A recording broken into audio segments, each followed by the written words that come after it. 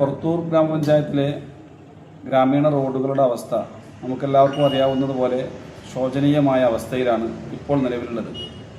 കഴിഞ്ഞകാല ഭരണസമിതി വേണ്ട രീതിയിൽ ശ്രദ്ധിക്കാത്ത പക്ഷമാണ് ഈ റോഡ് നമ്മുടെ പഞ്ചായത്ത് റോഡുകൾ ഈ അവസ്ഥയിൽ എത്തിച്ചേർന്നത്. നമുക്കറിയാം 2022, 23, സാമ്പത്തിക വർഷത്തിൽ നമ്മളെ പഞ്ചായത്തിൻ്റെ ഗ്രാമീണ റോഡുകൾക്ക് സർക്കാരുകൾ അനുവദിച്ചു തന്ന മെയിൻ്റനൻസ് ഗ്രാൻഡ് വേണ്ട രീതിയിൽ ചെലവഴിക്കാതെ പോവുകയും 21%, 22% ഒക്കെ എക്സ്പെൻഡിച്ചറാക്കി ബാക്കി വരുന്ന ഭീമമായ സംഖ്യ കോടിക്കണക്കിന് രൂപയാണ് പദ്ധതിക്ക് ചെലവഴിക്കാതെ ലാപ്സാക്കി കളഞ്ഞത്. ആ ഒരു ദുരന്തമാണ് ഇന്ന് നമ്മൾ അനുഭവിച്ചു കൊണ്ടിരിക്കുന്നത്. നമുക്കറിയാം, ഈ ഭരണസമിതി അധികാരത്തിൽ വന്ന് UDFിൻ്റെ നേതൃത്വത്തിൽ ഭരണസമിതി അധികാരത്തിൽ വന്ന് മറ്റ് പഞ്ചായത്തുകളിലൊക്കെ ടെൻഡർ നടപടികളുമായി മുന്നോട്ട് പോകുമ്പോൾ നമ്മൾ ടെൻഡർ നടപടി ഇവിടെ പൂർത്തീകരിച്ച് എഗ്രിമെൻ്റ് വെക്കുന്ന അവസ്ഥയിൽ എത്തിച്ചിട്ടുണ്ട്. എന്തായാലും എല്ലാ റോഡും 1-2 വർഷത്തിനുള്ളിൽ നമ്മുടെ പഞ്ചായത്തിലെ മുഴുവൻ റോഡും ഗതാഗത സഞ്ചാര യോഗ്യമാക്കി മാറ്റുമെന്നുള്ള കാര്യത്തിൽ ഒരു തർക്കവുമില്ല എന്നാണ് അതുമായി ബന്ധപ്പെട്ട് പറയാനുള്ളത്.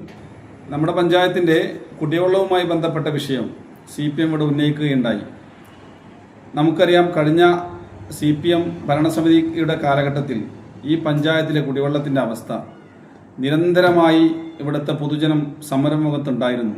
എന്നാൽ ഈ ഭരണസമിതി UDFിൻ്റെ ഭരണസമിതി അധികാരത്തിൽ വന്ന് ആദ്യമായി കഴിഞ്ഞ വേനൽ സമയത്താണ് നിയമസഭാ തെരഞ്ഞെടുപ്പ് നടക്കുന്നത്.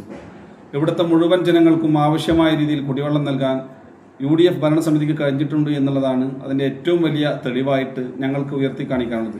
കുടിവെള്ള വിതരണം നല്ല രീതിയിൽ ജനങ്ങൾക്ക് കൊടുക്കാൻ കഴിഞ്ഞു എന്നതിൻ്റെ ഏറ്റവും വലിയ റിസൾട്ടാണ് കഴിഞ്ഞ തെരഞ്ഞെടുപ്പിൽ ചരിത്രത്തിലാദ്യമായി 847 വോട്ടിന് UDF ലീഡ് ചെയ്തത്. നമുക്കറിയാം, ഈ കുടിവെള്ളം ഞങ്ങൾ എങ്ങനെയാണ് വിതരണം ചെയ്തതെന്ന് ഇവിടുത്തെ ജനങ്ങൾക്കറിയാം. ഒരു പ്രയാസവുമില്ലാതെ ഞങ്ങൾ അധികാരത്തിൽ വന്നു.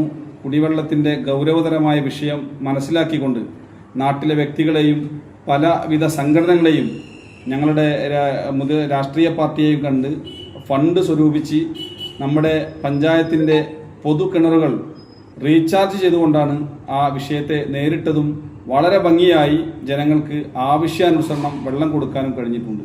പിന്നെ നമ്മുടെ ഈ ഭരണസമിതിയെ സംബന്ധിച്ചിടത്തോളം പുതിയ പ്രോജക്റ്റുകൾ കുടിവെള്ളത്തിന് വേണ്ടി വെക്കാൻ കഴിയാത്ത ഒരു അവസ്ഥ നിലനിൽക്കുന്നുണ്ട്. എല്ലാവർക്കും അറിയാവുന്നതുപോലെ ജൽജീവൻ്റെ ഒരു വരവോടുകൂടി നമ്മുടെ കുടിവെള്ള പ്രശ്നത്തിന് ശാശ്വതമായ ഒരു പരിഹാരം കാണും എന്നുള്ള കാര്യത്തിൽ ഒരു തർക്കവുമില്ല.